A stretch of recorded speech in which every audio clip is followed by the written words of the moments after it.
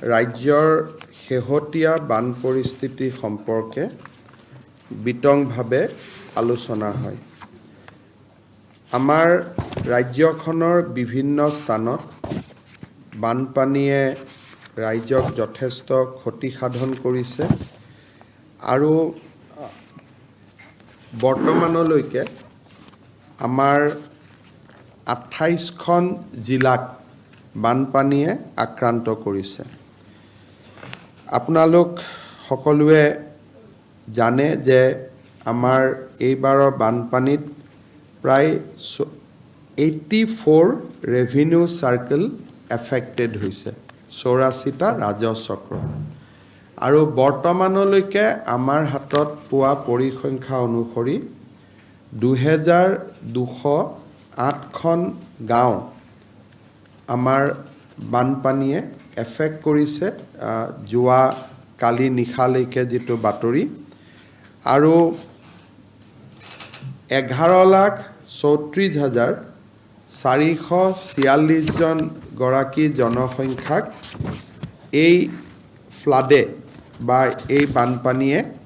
চুই গৈছে। যদি আমি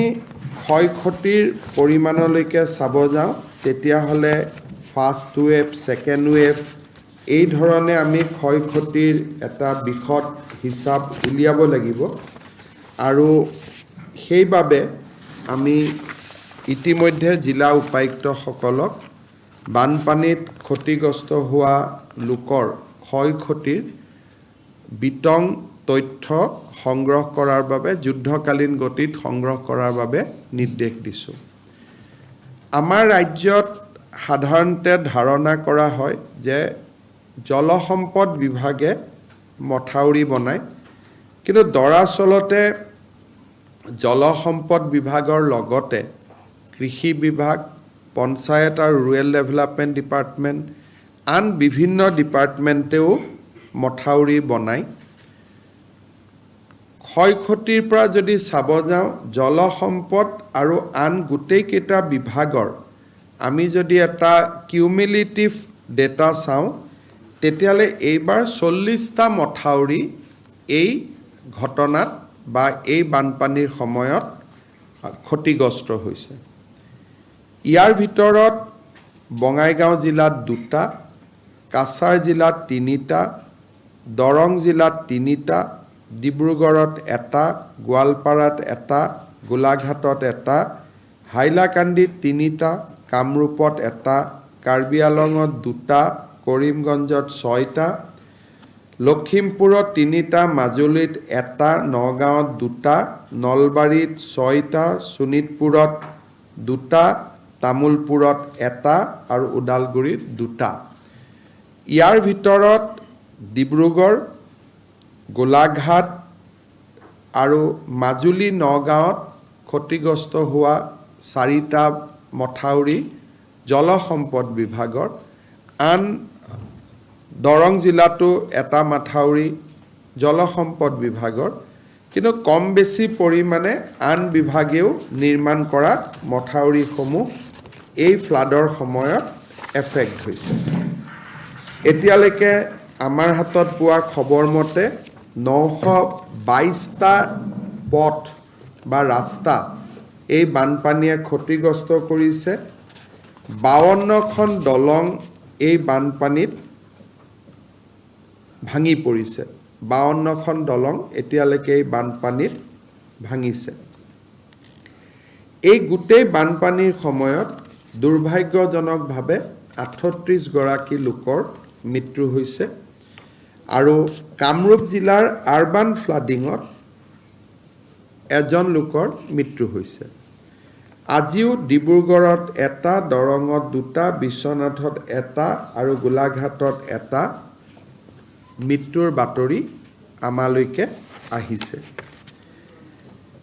বানপানীৰ সময়ত NDRFৰ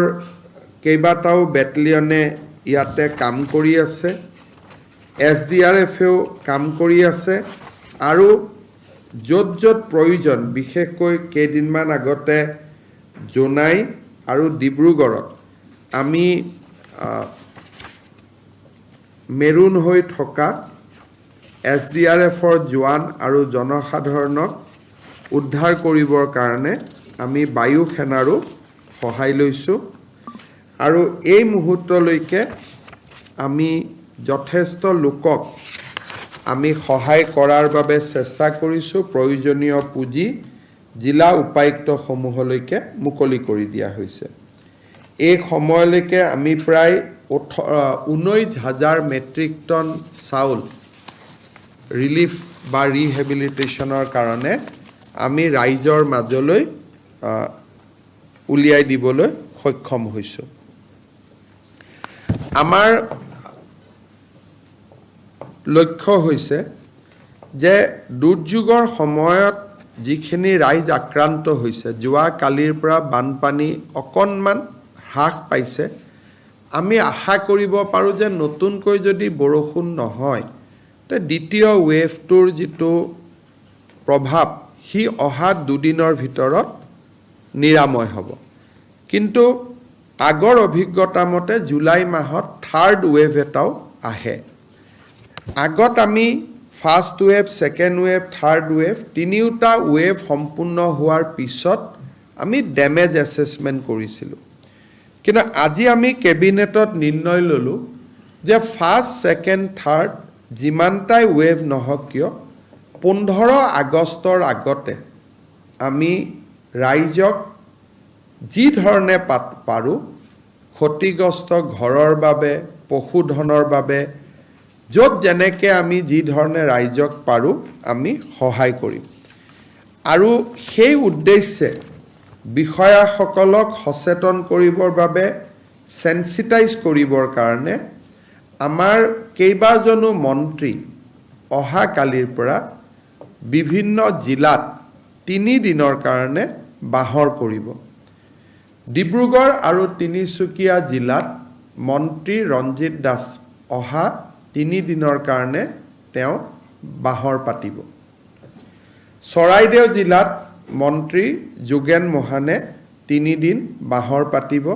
সাৰ্কুল অফিচাৰ ডিসি সকলোৰ লগত ঘূৰি যাতে ডেমেজ ৰিপৰ্টিংটো খুব সোনকালে আহে পোৰ্টেলত আপলোড হয় আমি যাতে তেওঁলোকক প্ৰয়োজনীয় সুবিধাখিনি দিব পাৰোঁ তাৰ বাবে চেষ্টা কৰিব শিৱসাগৰ আৰু যোৰহাট জিলাত মন্ত্ৰী বিমল বৰা অহা 3 দিনৰ বাবে বাহৰ পাতিব ধেমাজি আৰু লখিমপুৰ জিলাত ডক্টৰ ৰণোজ পেগুৱে বাহৰ পাতিব বিশ্বনাথ শোণিতপুৰ আৰু দৰং জিলাত অহা 3 দিনৰ বাবে মন্ত্ৰী পীযুষ হাজৰিকা বাহৰ পাতিব গোলাঘাট জিলাত অজন্তা নেওগ তেওঁ 3 দিনৰ বাবে বাহৰ পাতিব নগাঁও আৰু মৰিগাঁও জিলাত মন্ত্ৰী অতুল বৰাই বাহৰ পাতিব মাজুলীত অহা 3 দিনৰ বাবে মন্ত্ৰী জয়ন্ত মল্ল বৰুৱাই বাহৰ পাতিব আৰু ওদালগুৰিত নন্দিতা গাৰ্লুছা বাহৰ পাতিব বৰাক উপত্যকাত বানপানীৰ ক্ষতিৰ বুজ ল'বলৈ আমাৰ মন্ত্ৰী সভাৰ দল এটা অহা সপ্তাহত বৰাক উপত্যকালৈ যাব আৰু ময়ো এই মাহত 3-4 দিনৰ এটা দীঘলীয়া কাৰ্যসূচী লৈ বৰাক উপত্যকালৈকে যাম যাতে তাৰো জনসাধাৰণক আমি 15 আগষ্টৰ আগতে সহায় কৰিব পাৰোঁ মন্ত্ৰীসকলৰ উপৰিও মই নিজেও বান ক্ষতিগ্ৰস্ত জিলাখিনিত যাবৰ বাবে চেষ্টা কৰিম অহাকালি মাজুলী আৰু পৰহি ডিব্ৰুগড় জিলা মই নিজেও ভ্ৰমণ কৰিম মই আশা কৰোঁ যে সেপ্টেম্বৰ অক্টোবৰ মাহত ক্ষতিগ্ৰস্ত হোৱা শিক্ষানুষ্ঠান ক্ষতিগ্ৰস্ত হোৱা অংগনবাদী কেন্দ্ৰ ক্ষতিগ্ৰস্ত হোৱা ৰাস্তা ক্ষতিগ্ৰস্ত হোৱা মথাউৰিখিনিৰ পুনৰ নিৰ্মাণৰ বাবেও আমি পুঁজি আদিৰ অনুমোদন জনাব পাৰিম যাতে মাৰ্চৰ আগতে ডেমেজ হোৱা গোটেই ইনফ্ৰাষ্ট্ৰাকচাৰ আমি আগৰ ৰূপলৈ লৈ আহিব পাৰোঁ আজিৰ কেবিনেটত বানপানীৰ ওপৰত এইখিনি আলোচনা হৈছিল আপোনালোকক সম্বোধন কৰাৰ পিছতেই মই ডিসি সকলৰ লগতো এতিয়া ভিডিঅ' কনফাৰেন্সৰ সৈতে জড়িত হ'ম তেওঁলোককো কেবিনেটত গ্ৰহণ কৰা সিদ্ধান্তখিনিৰ বিষয়ে অৱগত কৰিম ইয়াতে কোনো তাৰ আপাৰ লিমিট নাই যিমান টকাৰ প্ৰয়োজন সিমান টকা আমি দিম আমাৰ নৰ্মছ আছে সেই নৰ্মছ মতে যিমান টকাৰ প্ৰয়োজন আজিৰ দিনত ভাৰত চৰকাৰৰ পৰা আমাৰ 1300 কোটি টকা আমাৰ হাতত আছে গতিকে আমি আমাৰ এতিয়ালৈকে 100 কোটিও খৰচ হোৱা নাই গতিকে আমাৰ লগত স্পেচটো বহুত খেনি আছে আমি ৰাইজক সহায় কৰাত উইদিন নৰ্মছ ৰাইজক সহায় কৰাত টকা পইচাৰ কোনো অসুবিধা নাই খালি এটো উইদিন নৰ্মছ হ'ব লাগে উইদিন নৰ্মছ হলে আজি আমাৰ হাতত মই অফুৰন্ত বুলি নকওঁ কিন্তু পৰ্যাপ্ত পুঁজি আছে আমি মানুহক সহায় কৰাত কোনো অসুবিধা নাই আৰু প্ৰধানমন্ত্ৰী ডাঙৰীয়াই কৈছে যে লাগিলে মই আৰু টকা দিম সেই কাৰণে মই ডিসি সকলকো আজি কম যাতে উদাৰভাৱে সকলোকে সহায় কৰে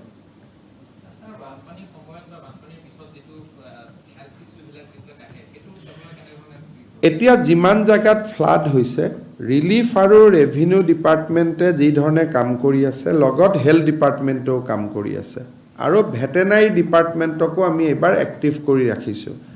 বানপানীৰ পিছত কলেৰা আদিৰ সমস্যা আহে মই আশা কৰোঁ যে সেই সমস্যাবিলাক এইবাৰ আমি সফলতাৰে যুঁজিব পাৰিম অসুবিধা নহ'ব বুলি মই ভাবিছোঁ